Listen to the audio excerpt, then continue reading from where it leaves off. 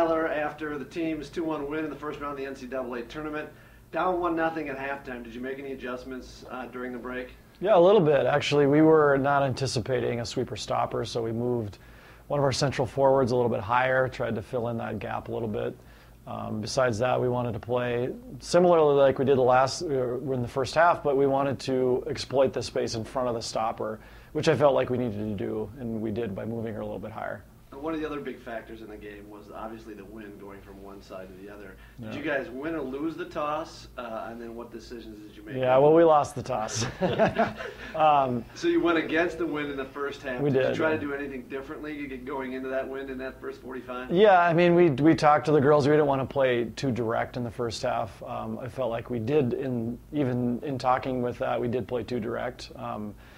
But we were okay. We had enough chances where I felt like we had momentum in the first half. I felt like we had more of the run of play.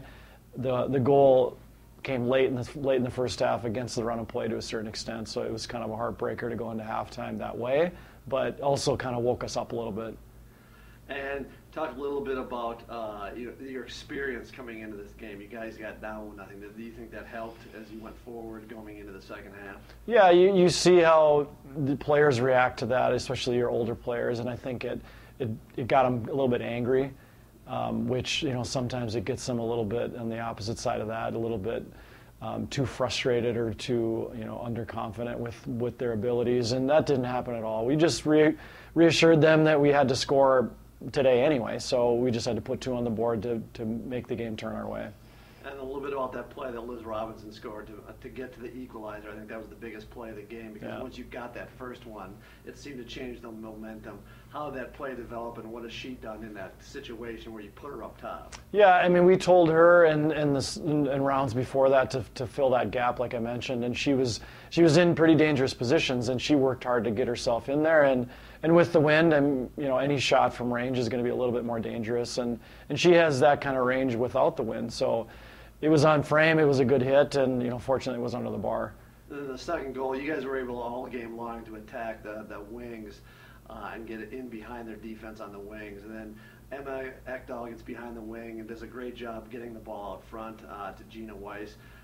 Did you guys work on that at all, the timing of those plays? Yeah, we've been working on that for quite a while. I mean, the last month our attack in the attacking third has changed slightly, so we've been trying to get the timing of that right. Certainly that particular goal the timing was pretty perfect. And I felt like we had some other chances were nearly perfect. The timing was right with just a miscue on the last touch, or the final ball wasn't great. But we've been becoming a little bit more dynamic through the attacking third, which has been necessary for us to kind of move beyond just serving into the mix as opposed to keeping our head up and trying to pick out runners. Now, the short turnaround for tomorrow's game, you're going to have to play, less than 24 hours. What was going to be your time frame? What's going to be your schedule like as you go through tonight and then in tomorrow? Yeah, really similar to the last 2 days, actually. I mean, we trained around 4 o'clock yesterday, and we played at 5 o'clock today, and we'll play again 5 o'clock tomorrow. So we've kind of had, virtually the same type of schedule. So we'll get up, have breakfast, have a little time off, have lunch, and then get into pregame. So it's become somewhat routine, at least over the last couple of days. What are you looking on to perform, to improve on for tomorrow's game that you're going to need to get better as you go forward? Yeah, I mean, certainly key players for Cal-Lu. I mean, they're a good side, and they play a system, that mirrors ours to a certain extent. So we need to key on key players for them. Our midfield needs to be a little bit better, more consistent through the whole game. I felt the first half they were okay. Second half they put a little bit more stamp on it and got Emma free a bit more. And the forwards, I felt like they performed pretty well, but the timing wasn't quite there the first half, whereas the second half was a little bit stronger. But also the back line needs to really, really focus in on not being too aggressive and giving away falls in our half, which we did a little bit. And they're a team, Cal-Lu, that keeps the ball a lot, so they're going to be looking to kind of expose us by moving the ball, which we need to just be composed on the ball first, but then also organized behind it. Good luck tomorrow. Thanks. All right, we're here with Liz Robinson after Concordia's 2-1 win in the first round of the NCAA Tournament. You got moved up from like the middle of the field, then Dan pushed you up to the sweeper towards a little bit higher in the second half. What's the difference between playing more in the middle and then up top? Just knowing that if a ball gets knocked over the defense, that just to run and chase it and try and make plays, and you're trying to confuse the sweeper and stopper of where I'm going, and the stopper doesn't always see me, and getting doubled and trying to sneak in between and still be able to make the seaming passes to either Gina or Rounds on the outside. Can you be more creative in the middle or when you're more up top? More up top, because their communication has to be spot on, so that one person always knows where I am, and if I can make a run and they don't see it, then I can make that pass.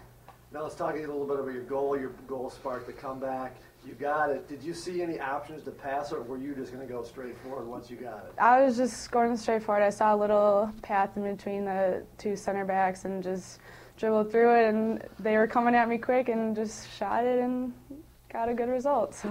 Did you take a look to see where the goalie was at all, or did you know? Nope. I knew she was out a little farther, and I knew I was under pressure, and it was a quick decision.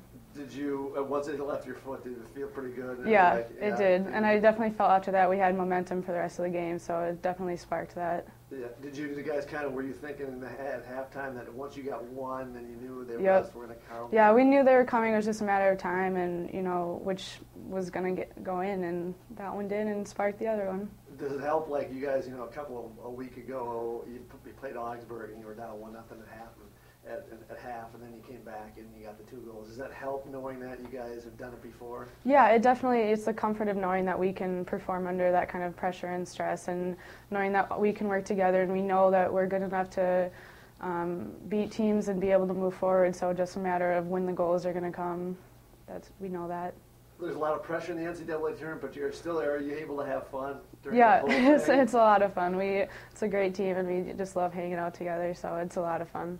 Thanks, congrats, and good luck tomorrow. Thank you.